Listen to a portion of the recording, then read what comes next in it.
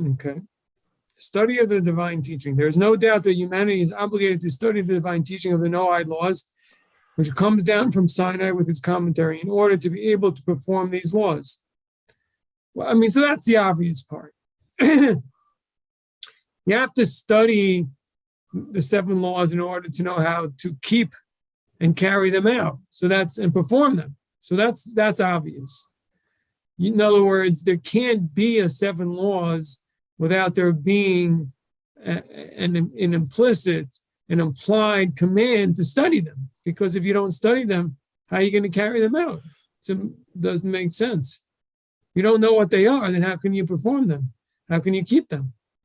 So that's a given. So obviously you have to study them and all their details in order to properly keep them. So that's a given. Next sentence. Within this study, there is also study in depth and with analysis of these laws. So in parentheses, he says, so as to give their performance deeper meaning and intent. So this is another avenue which is not as implicit, but at the same time rational. And that is that the study, you should study any portion related to the laws that will enhance their performance and deepen their meaning and the intent in performing them. So,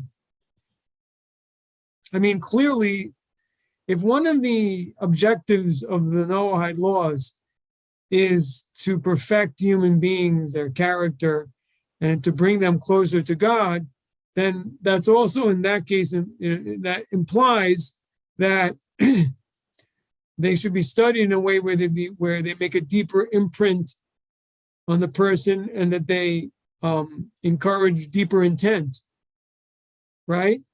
Because that brings a person closer to God through the performance of the commandments, and also it helps enhance the person's character.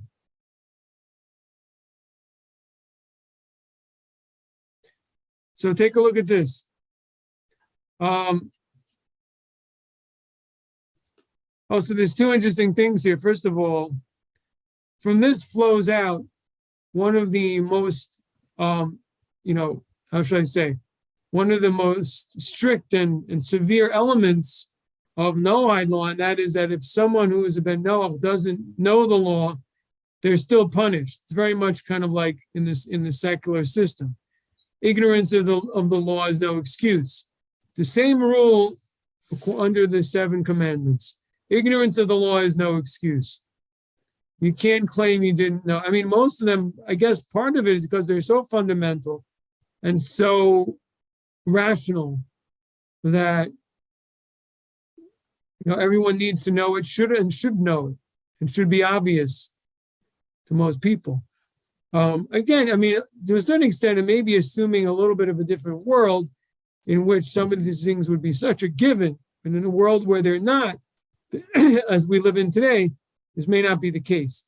But nevertheless, generally speaking, obviously what? Murder, but even idolatry, there's something in us as human beings that tells us, that there's something wrong with that. But again, if someone's brought up in a society where they don't know it's wrong, where they're brought up with it, that might be an excuse where even though generally the person is said to know better, they may not be deemed to know better. But in any event, the point is this. The point is, what do we see from the fact that there's a rule that a Ben Noach is obligated to have studied, and if he didn't study, it's his own fault, and therefore is punished for unintentional wrongdoing, unintentional meaning to say things that he didn't know were forbidden, he or she. So you see there's an obligation to study, a very, very serious and severe or a very heavy obligation to study, where it's so strong that it really develops into a punishment, meaning to say you're punished for not studying, basically. If you're punished for unintentional, for things that you're ignorant of, but you're still punished, that basically means you're being punished for the fact that you didn't study and you didn't find it out. So therefore, studying is extremely serious. It's not, an extra. It's not fluff. Everybody with me? Okay. Now take a look at this. So first of all, in footnote 47, he quotes Maimonides saying exactly that about unintentional wrongdoing, or I should say again, ignorant wrongdoing out of ignorance, a violation of the 7 laws out of ignorance. So he quotes the language, it was incumbent upon him to learn. You see, he needed to study and find it out. That's his obligation. So in a certain sense, this obligation is an umbrella that is fundamental to all the 7. It's kind of like, it's almost like it's the common denominator underneath the 7. It's like 7 over 1 or something. 1 is the study. The study is the key. Without the study, you don't have the 7, or I should say you can't, you end up violating the 7 without the study. So the study is very, very important. Because usually as we approach we talk about the 7 commandments, usually we say, well, if someone studies, they're like a high priest. Someone occupies himself in the Torah of the 7 laws like a high priest. But that's not really the whole story, is it? I mean to say that doesn't bring out the whole severity and seriousness of it. So in other words, what we see is it can bring you as high as to be a high study, can bring you all the way up to being like a high priest, or all the way down to the bottom to being executed for capital crimes, for a failure to study. That's study is from one end of the spectrum to the other end of the spectrum. The failure to study can bring a person down to the lowest pit, and studying can bring a person to the highest heights. All right, let's see footnote 48. This dimension takes one also to the study of the Talmud with its commentaries. So listen to this. So there's it sounds like that there's an obligation for a Ben Noach to study the Talmud and its commentaries in relation to their laws. It would seem that the Lubavitcher Rebbe concurs with those who state that this can apply to the study of Noahide laws. And he cites Likutei Sichos, which is the collection of discussions of the Rebbe, volume 27, page 247. And also footnote 84 there. This is a view of the Meiri, unlike the view of the Maharsha cited there in the Talmud. In the same footnote in the Shalos HaTshuvos Machne Chaim, cited to the effect that only when the study is with depth and analysis is a human being considered occupied in Torah, to warrant the comparison with the high priest of the Jewish people stated in Talmud tractate Sanhedrin. So in other words, in order to come to the level where we say that one of the Noahide community is like a high priest for occupying themselves in Torah, according to the Machne Chaim, yes, that means that he's occupied through pilpul in-depth analysis of Torah, which usually basically comes from Talmudical study. So it's not wrong. It's not unusual. It's not he's not exactly saying it's an obligation, but we're saying it's not like an extra. Again, it's not something extra. It's not something unusual. It actually is something as praiseworthy as what the Tana Debei Eliyahu discusses when it says that Ben Noach, not the Tana Debei Eliyahu, but what the Talmud says in the name of Rabbi Meir, that a non-Jew that occupies himself with Torah, i.e. his Torah, is like a high priest. This is talking about the deep analysis and in-depth study similar to Talmudical study. If we continue the footnote, he says, see also Sefer Asara Mamaros, Laksat, which associates an obligation to be occupied with the study of the Noahide laws as part of the general commandment relating to the reverence for God. And that's, I guess, why it's in this chapter, because occupying oneself with the study of the Noahide laws is a manifestation of reverence for God. Basically the idea is the more reverence you have for God's word, the more work you put into understanding it. The less you care about it, the less you're interested in knowing what it really, really means. And the more that you study it, the more toil you put into study it, the more precious you show that it is to you. Right? Okay. Rabbi, may I ask a question here? Yeah. I was in a discussion with another rabbi about that I would like to study Talmud. I've never gotten into it, but would like to do that. And he discouraged me from doing that on my own. He said it would be like walking through a minefield without a map, and that on my own, it would not be a good idea. So does what we're reading here in this, does this mean that if I wanted to study Talmud, I would need to study under a rabbi, or is it okay just to read it on my own? Well, I don't think that this footnote addresses your question at all. It's talking about studying in depth on a level and in a form or method similar to the Talmud. And it also discusses actually studying Talmud, the Noahide laws relating to the Talmud relating to the Noahide laws. How to go about doing that? What's the proper method of Talmudic study? It doesn't say anything here about that. However, I could say that if you're studying the Talmud from a reliable Orthodox translation and commentary, that's like having a teacher. I think that it could be, there'll be certain elements of study you may miss out on. For example, in other words, in order to learn the method of studying Talmud without assistance, usually studying from a book, you may never get there because it's kind of like walking with crutches. And so you never, or riding a bicycle with training wheels and you never take off your training wheels. So similarly, studying, for example, from an art scroll Talmud,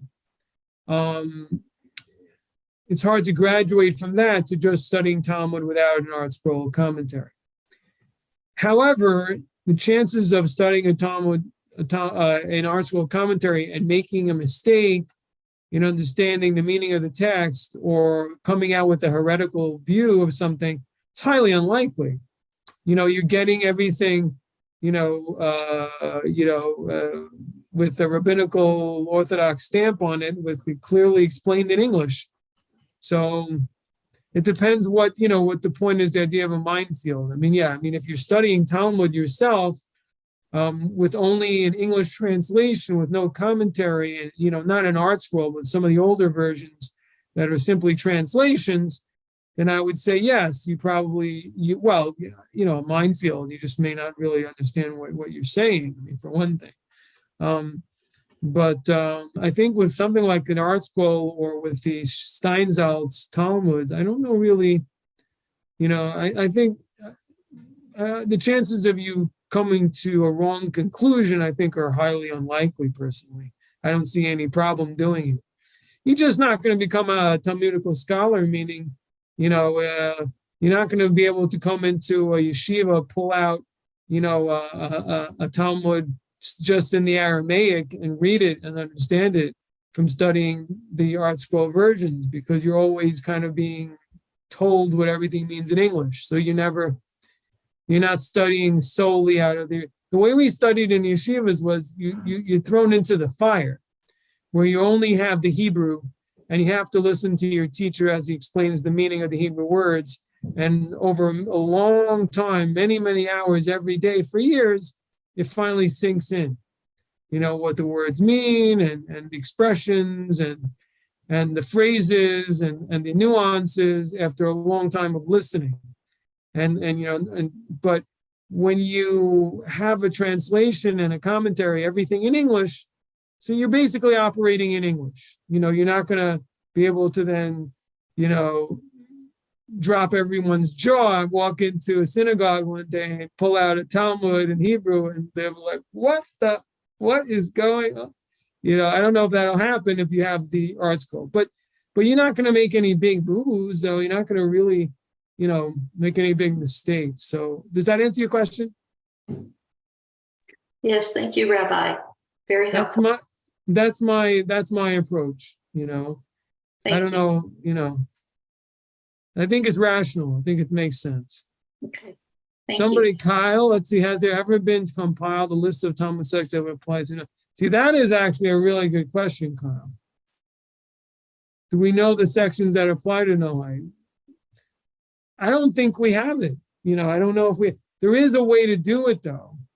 And that is if you go to Maimonides, if you go to the chapters, there's like one or two chapters in which Maimonides discusses, the Noahide laws. And then you look at the commentaries on Rambam who bring the Talmudical statements, then you can go backwards. You can go from Maimonides back to the sources and then go look at the sources in the Talmud and so on. So that could be one way to do it. The other way is to just simply figure it out by topic. In other words, we've discussed this many times. Like if you wanted to know about idolatry, there's a whole Masechta on idolatry, which is not even studied in mainstream yeshivas.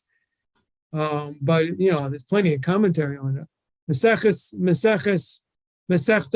Avodah Zarah, for those of you with the Israeli accent. That's one. So that's one that clearly it's relevant to Bnei Noach. Clearly, basically what you do is you take each one of the laws and say, hey, which Masechet discusses these laws? Masechet Sanhedrin will have a lot of things also very much related to Noah, because it talks about capital crimes, which include, forbidden sexual unions, which include idolatry, which include blasphemy, will all be discussed in Sanhedrin. The question is where? I don't know it well enough to answer that question exactly.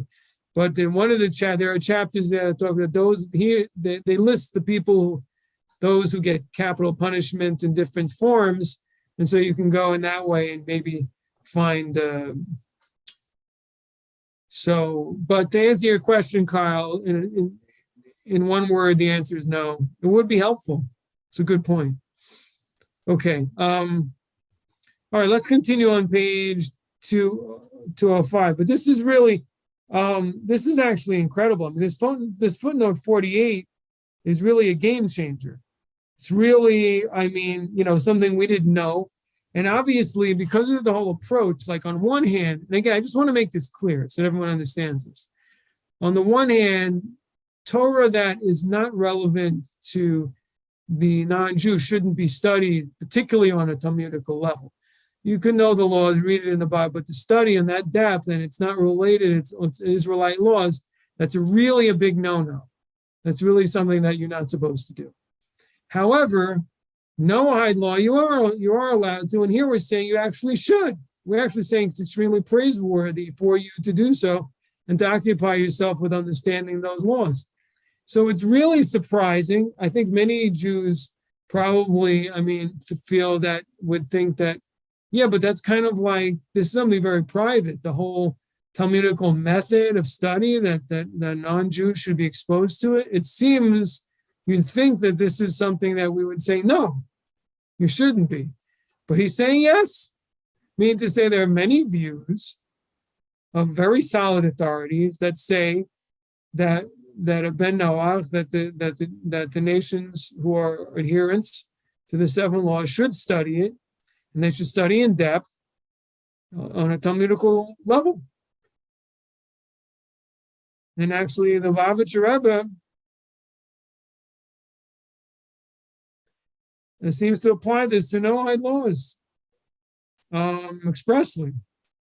It's also the view of one of the great medieval authorities, the Meiri. Seems that there's a difference of opinion on it.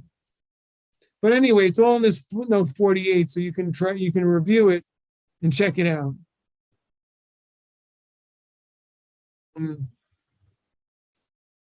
Different views, but clearly occupying, which means that studying it in depth with analysis, is extremely praiseworthy and fits the statement of Rabbi Meir that a non-Jew who does so is like a high priest. So, okay.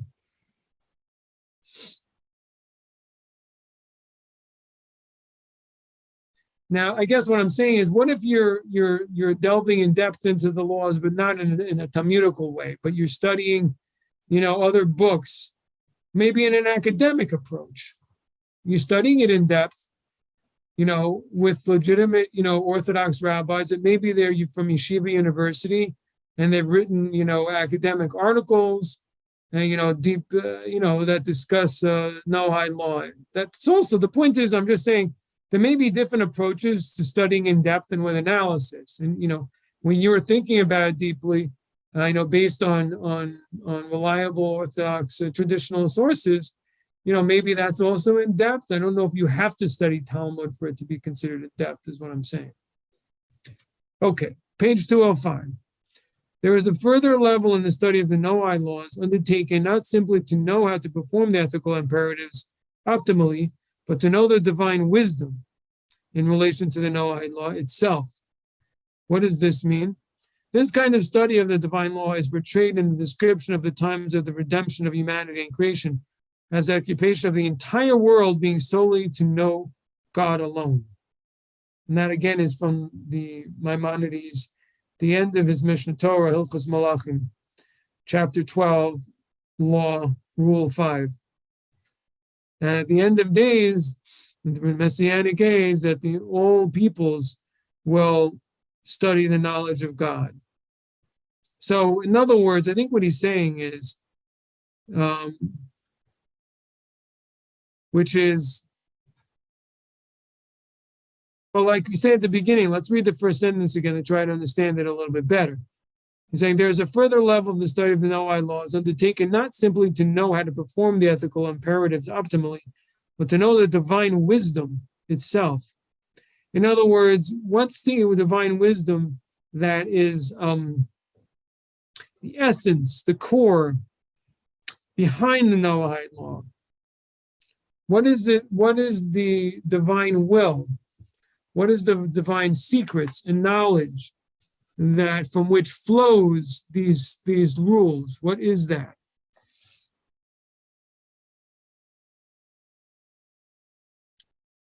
So again, we'll go to some footnotes and see if it's helpful at all. Number 49 is esoteric and not so clearly helpful, but maybe well worth looking at. So a further level of study, says in footnote 49, namely the study of the Torah relating to what is termed the crown of Torah.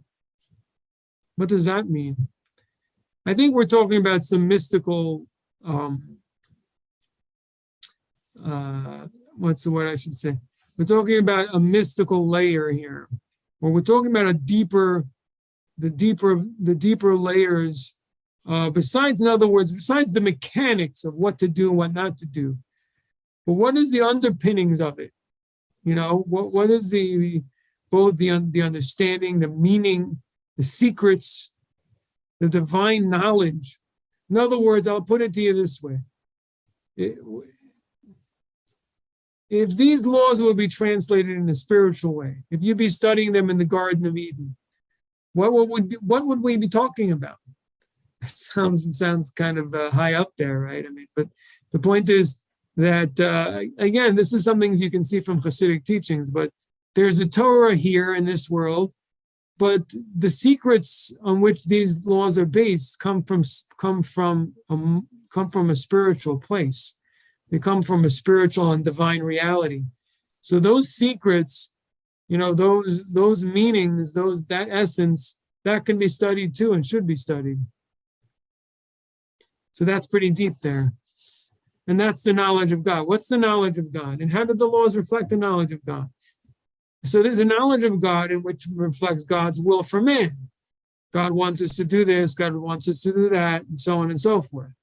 But there's another level, and that is that this is God's will coming from his very essence. It's kind of like, I can know my parent in terms of the way that parent, like the way they brought me up. Don't do this, don't talk over your parent, don't eat with your hands, et cetera, whatever it may be. So say thank you, don't hit your brother. That's one level of knowing your parent. But there's another level of like, what is your parents' character that all that came from? Like, what do they really stand for? And when you know that, then you can apply your parents' view, his worldview to any situation. It's not just the things they told you, but anything. And you can live, in other words, your mind becomes, and maybe your heart as well, becomes like your parent, or your greatest teacher, or your greatest mentor.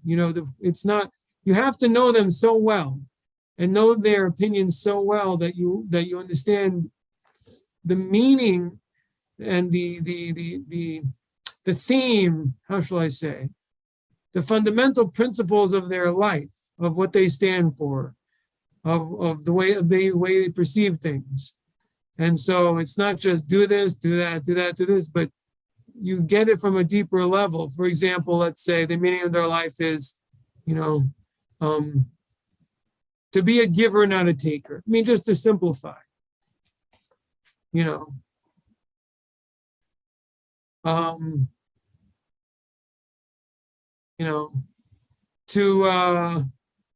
uphold justice, to give everyone their due.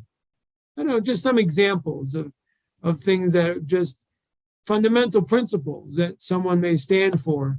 So similarly, that's the difference between, knowing the rule book, but knowing what's beyond, but what's underneath, what's the underpinning of the rule book? What's underneath the rule book? Obviously in this case, when you're talking about God, you're talking about something much beyond that, but it's similar in that, for example, in a person, all their behaviors may stem from a deep feeling of empathy, for example, a deep feeling of an overflowing of kindness, and that kindness gets imbued in you and you feel that love. And so instead of just rules, but you have this essence, this deep essence of what everything means, and then everything flows like a stream from that, so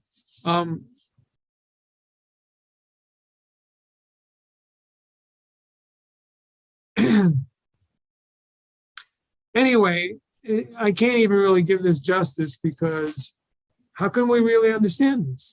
I mean, how can we talk about the knowledge of God? How can we really know God? Of course, the answer is we can only know in terms of how he reveals himself in the world. But that itself has to be understood, by the way. For example, how do we understand human events, or I should say world or natural events, or whatever it is? You have to have the right lens to understand what you're seeing, right? And that is part of what it means to have the knowledge of God. There's something Rabbi Nachman, Rabbi Nachman says some just amazing things. I know I'm a Lubavitcher, but I've been introduced to some teachings of Rabbi Nachman Breslov, and it's quite really powerful and quite interesting. One of the things that he talks about is how a person should have a perception of life, always have in mind that the end, or I should put it this, always have in mind the world to come. You should look at the world with the lens of the world to come. I mean, it's incredibly powerful and profound. Meaning to say, because the things that happen to us, I mean, we look at them in a certain, let's just, for example, I'll give you an example. And it shouldn't happen to anyone because we want only good, but let's say somebody loses a lot of money, right? So it's frustrating. The person's really, the natural human reaction would to be angry, frustrated, get very down and depressed.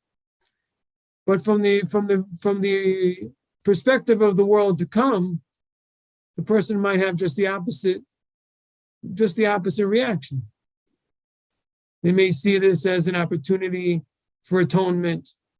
They may see this as an opportunity to become more bereft of worldly things, to divest themselves of worldliness. They may see this as a wake-up call for things that they may be doing wrong, right? That this was a means of God to shake them up about something. Totally different approach, a totally different view of the event. Really, actually, just completely in contrast to the first person, seeing it completely, while the first person saw the event as, God's harsh hand and why is this happening to me? Why this? Why that? The second person, on the other hand, sees it as a positive, and and sees that God's messaging. He's seeing the truth, really. He's seeing the truth that the first person doesn't see. So, and I think that has a lot to do with the idea of the knowledge of God.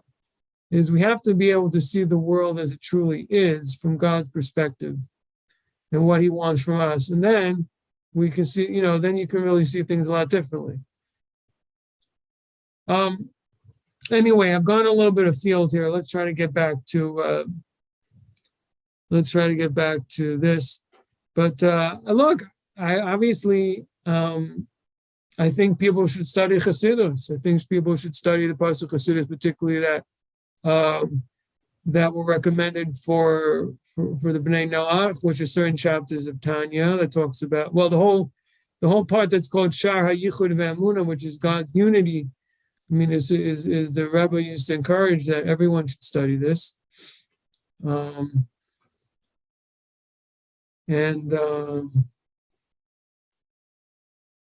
a lot of, I guess the question is, what other parts should people study?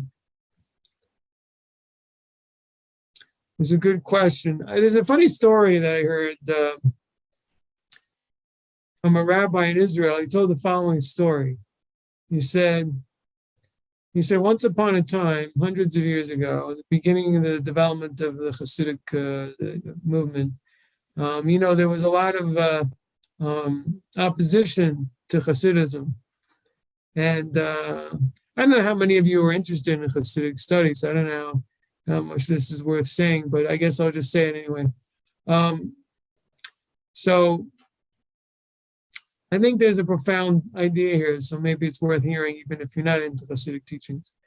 Anyway, so there was a young man. In those days, couples got married very early, very often. And there was a father with a young daughter, not even 20 years old yet, right? And married her to a young man, also a teenager. I don't know how old he was. Maybe he was 17. I don't know. Very young, maybe even young. Who knows? I don't know. They were a very young couple. And the idea was that this happened many times in Eastern Europe, that the boy would come and live with his father-in-law, and he would study Talmud and Torah and so on until he got older, and he would be supported in his father-in-law's house. Eat there, sleep there, you get all his needs from his father-in-law. The thing is, there was a condition. That condition was that he would not study the teachings of the new Hasidic movement. Okay, they came to an agreement, and there was a wedding and everything. The young man, though, he was so taken by with Hasidic thought that he broke this promise, and he began to study Hasidism. And eventually, his father-in-law found him out, and he told him, "Listen, I won't stand for this. You can't. I don't want you studying this. And listen, and we're gonna have to go to the rabbi. We'll go to the rabbi about it." Went to the rabbi. They actually entered into a halachic contract, in which stated that he's forbidden to study this, and if he does study this, that he will be removed from the home. He'll have to give his wife a get, etc., etc. It's all over. And it was co-signed by the rabbi, maybe held in the rabbinic office there. Sometime later, I assume it was at least a few months later, but eventually the young man, he couldn't help himself, and he began studying Hasidic studies again. And his father-in-law found out and sent him away from the home. And it's kind of a sad story. The story goes that the young man, he wandered, he was evidently an orphan or something, and he wandered from place to place, from synagogue to synagogue, without any support, and eventually he didn't have enough to eat, and was cold or whatever. Eventually, he caught a sickness. He caught one of the sicknesses, maybe tuberculosis or something that was passing around in those times, and he passed away. So he came up to the heavenly court, and the heavenly court said to him, "He said to him, 'You're here already. You're here early. What are you doing here?' So he told him the whole story that he's studying Chassidus that his father-in-law didn't approve of, and they had an agreement. They sent him away, and then that unfortunately this is what happened. So the heavenly court said, we're calling the father-in-law. They called the father-in-law and told him the story. We had this agreement. He agreed, and it wasn't done with the rabbi, and the rabbi agreed with me, and we reduced it to writing, as they say in the law. And that's what happened. They called the rabbi, discussed with the rabbi, then, again, based on the father-in-law, their background and the rabbi's background, the heavenly court came to the conclusion that based on their upbringings, even though Hasidic teachings are good, but based on where they were coming from, they didn't do anything wrong, according to their knowledge and human, limitations. They didn't do anything wrong. So the only one who did something wrong was the young man who broke his word in the contract. He did something wrong. So the judgment was rendered against him. He has to go to Gehenna. To go to Gehinnom. And they're taking him down to Gehenna. He's being taken by the angels of the Malachei Chavala, they're called, the angels that cause pain and suffering and stuff like that. Anyway, he's being led to Gehinnom, and they pass by the chamber of the Messiah. Is where the neshama, the soul of the Mashiach is, and the Mashiach sees this young man's soul passing by, and he says, I want to talk to this young man. Anyway, a long story short, this is a long story. I'm getting into the long story here. We're getting away from our learning. And, I'll just get to the end of it, I guess, at the end of it. But anyway, he takes him in to his chamber, and the angels are waiting and waiting and waiting. And he says, I'm not letting him out. He's staying with me. He's one of my people. I'm not letting him go. So the Mashiach appears before the heavenly court, and he says to the heavenly court, he said, I was brought into this world for exactly these type of neshamot that are in conflict, that sometimes make mistakes. I've been brought into this world. That's my purpose is to redeem and to bring this. Well, and I'm going to,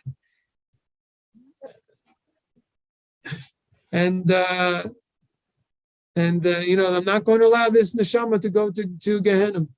So in any event, I guess, what does this have anything to do with what I'm talking to? I guess basically what I'm coming to is that sometimes, you have to be bold in your study and seeking of spiritual things sometimes. And this young man, on one level, he did something wrong. And obviously it led to harsh consequences. But on another level, he did something that wasn't wrong. So anyway, I don't know if we can learn from such a story, because he did go against his word. But at the same time, I guess what I simply wanted to bring out, and I don't want to misunderstand from the story, is that it's important to have a boldness when it comes to spiritual things, and to seek out, knowledge of Hashem, with using a person's tremendous determination. Put it that way. Okay. So back to our paragraph. This kind of study of the divine law is portrayed in the description of the times of the redemption of humanity and creation as occupation of the entire world being solely to know God alone. To understand as much as we can of how he reveals himself to the world and what God's about, if that's possible. This vision concludes with a verse from the prophet Isaiah, for the world will be filled with the knowledge of God as the waters cover the seabed. That's what the Maimonides quotes. This refers to the knowledge of the divine teaching of the Noahide laws in a manner which encompasses and permeates the being of humanity. Wow, that's pretty heavy. Next paragraph. At the same time, the ability to interpret and make new applications of the divine law is only accessed within the tradition of commentary as a whole, which comes down with the written law from Sinai. It has been given only to those who received the whole of the revelation at Sinai in its depth, to engage in this aspect of study of the divine law. This is why humanity in general, which received a part of the law, the 7 Noahide laws, is not given or permitted to occupy itself with the analysis of the totality of the tradition, such as is required to present a new insights into or novel application of any aspect of the tradition, including Noahide law.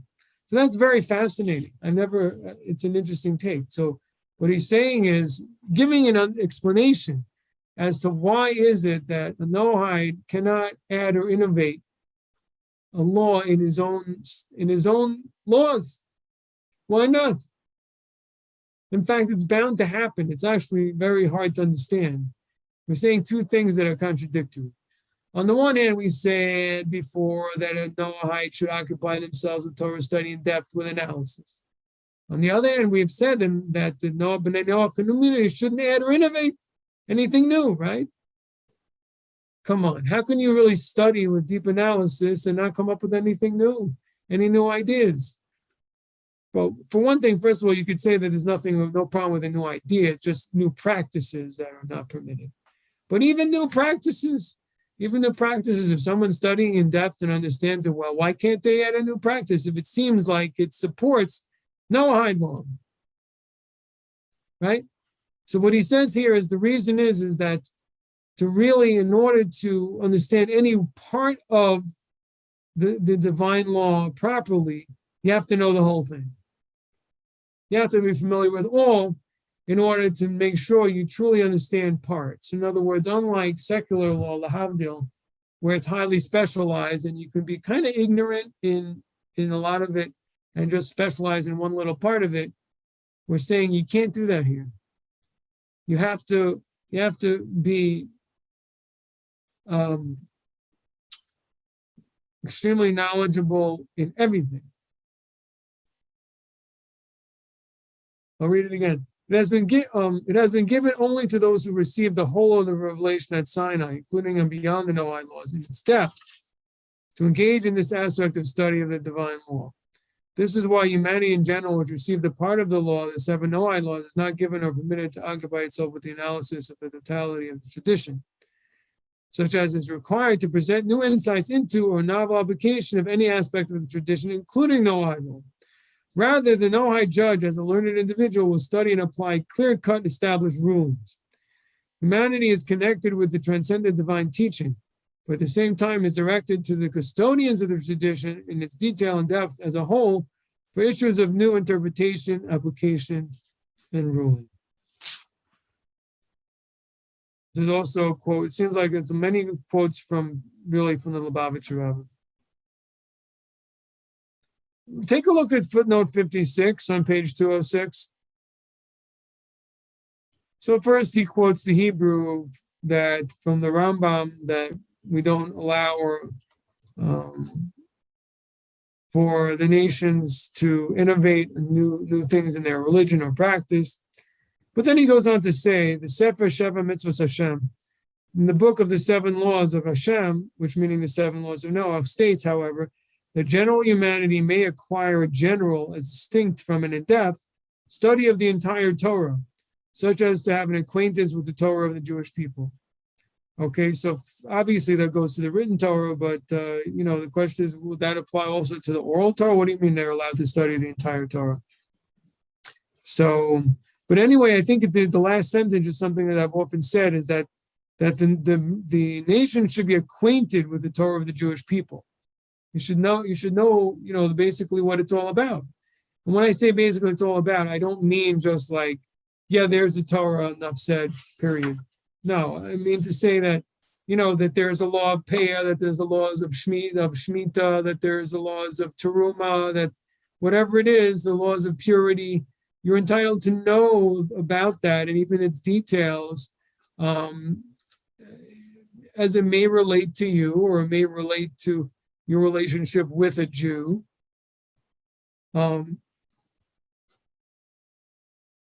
As he says, as to have an acquaintance with the Torah of the Jewish people.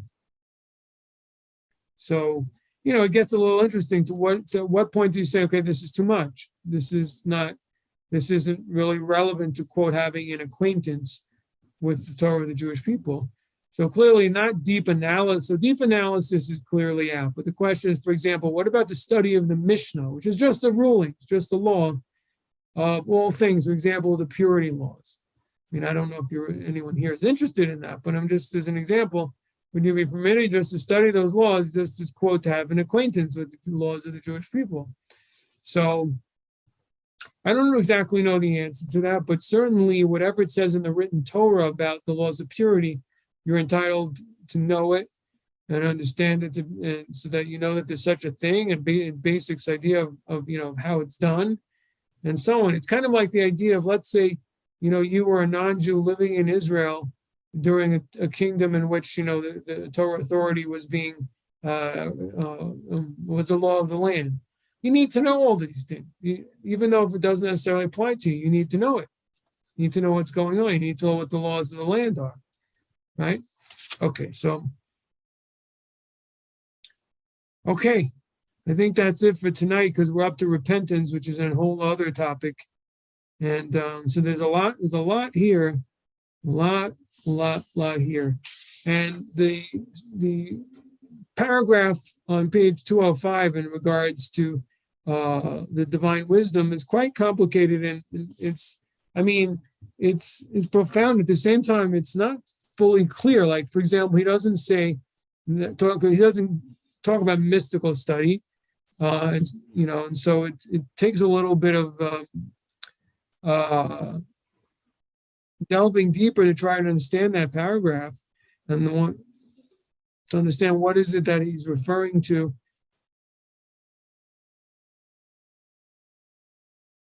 It's very profound and deep.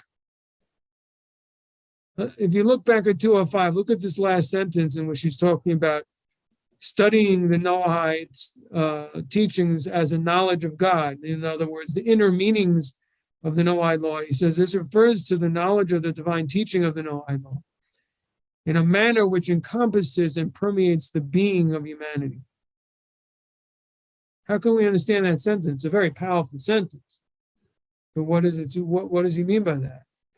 So, again, I do think it has something to do with, and I guess we're not limiting it to mystical, but the idea is that there's the body and the spirit of the law. I think it's something like I mentioned before.